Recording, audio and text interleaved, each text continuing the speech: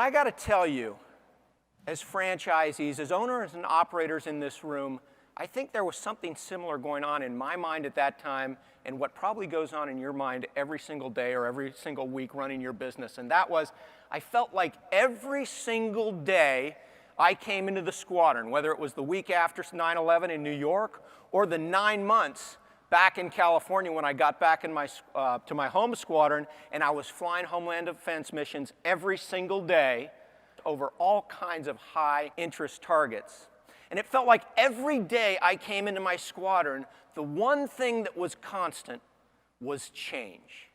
I want to talk about developing some system so you can perform at your best in your stores every single day in what I know is a very rapidly changing and sometimes feels like a bit of an out-of-control world.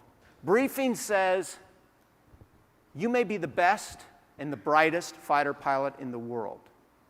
You may be the best and the brightest, smartest owner-operator at CarStar. But if you haven't found a way to communicate your great ideas, your great plans to the people who are going to be flying with you, or in your case, the people who are going to be working for and with you, then all your ideas will be for naught. Because what we've learned is when the brief starts on time, and the leader is prepared, and he or she delivers a clear, concise briefing using a checklist or briefing guide like you have for your tip, everything seems to go just a little bit better. So our briefings always start on time. Now, but in a fighter pilot squadron, briefings are never interrupted by questions. And if you need to ask that super important question right in the middle of my briefing so I know you're engaged and fully listening, there's a pretty good chance that's going to take our 20-minute briefing and turn it into a 40-minute or 45-minute discussion. And that's going to make us late to start engines, late to take off, late to air refuel, and I promise you we'll never make our time on target. And that's why before fighter pilots ever get airborne to fly any kind of mission, we always sit down right before execution and hold a briefing to ensure that when we walk out the door, jump in our cockpit, pull the helmet over our ears and close the canopy, we are aligned, we are flying in formation, and we are executing at the highest possible level. We have to maintain certain standards in our squadron if we're going to be successful and safe. More importantly, what about my second lieutenant at the other end of the table?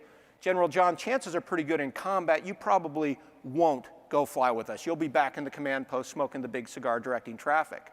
But I need to accelerate the experience of this guy right here as rapidly as possible.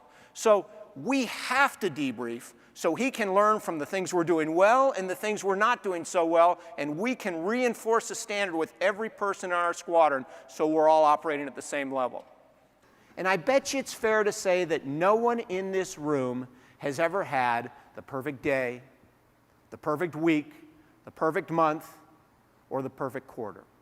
And that's why when fighter pilots are done executing our missions, we always call time out and hold a debrief. So we can learn from both the mistakes and the victories of today's mission and continue to improve as individuals, as an organization, and as importantly, as leaders.